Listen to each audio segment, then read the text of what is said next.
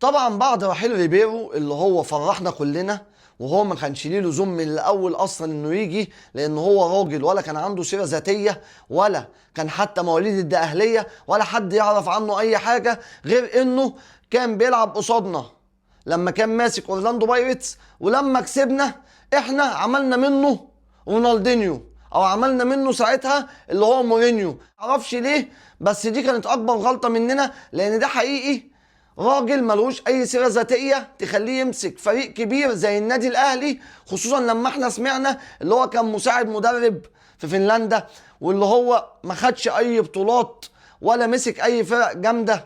واللي احنا مستغربين اللي هو كان جاي له قبل ما حتى يدرب اورلاندو، كان جاي له عقد اللي هو يدرب في الهند. فانا ما اعرفش بناء على ايه ريبيرو ده مسك الاهلي. هل ده استخسار من الاداره اللي هي بعد ما صرفت الفلوس دي كلها جت على بربع جنيه ملح استخسرته في الاكله؟ لا طبعا. انا بلوم اداره الاهلي في حاجه زي كده. اللي انا لما يكون عندي مدرب يجي يمسك النادي الاهلي العظيم الكبير، لازم يكون مدرب صاحب سي في عالي. يعني انت عملت اللي احنا كنا زهقانين منه مدى الحياه، هو موضوع الصفقات، وجيت تجيب مدرب زي ده يجرب فينا قبل كاس العالم للانديه، ومسك كاس العالم للانديه كحلها علينا، وجي اول جولات ليه في الدوري الاربع جولات ضلمها خالص ما كسبش غير ماتش. لا يا اداره الاهلي، راجعوا نفسكم في ملف المدير الفني ده من جديد. لازم مدير فني صاحب سي في عالي، لان احنا نادي كبير مش هنقبل اللي يجي مدرب يجرب افكاره علينا. خصوصا اللي بيقول لك في اخر ايام كان بيقنع محمد يوسف ان هو يعمل المعسكر بتاع الماتش يوم الماتش، فاكر نفسه في اوروبا. الكلام ده مش هينفع معانا. في كلام ان كان في تقرير من قبل مباراه بيراميدز اصلا ان ريبيرو يمشي، وما كانتش نتيجه المباراه هي الفيصل.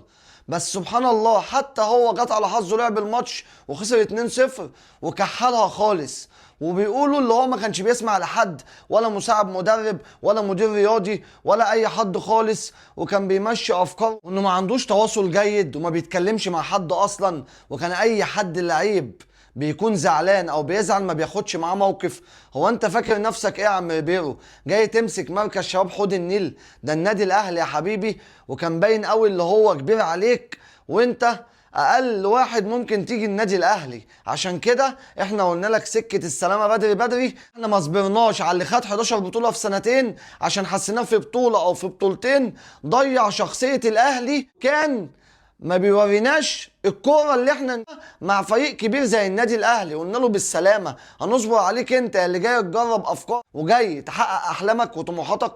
فيش يا ابني منه الكلام ده. الاهلي وشخصيته رقم واحد على اي فريق في العالم.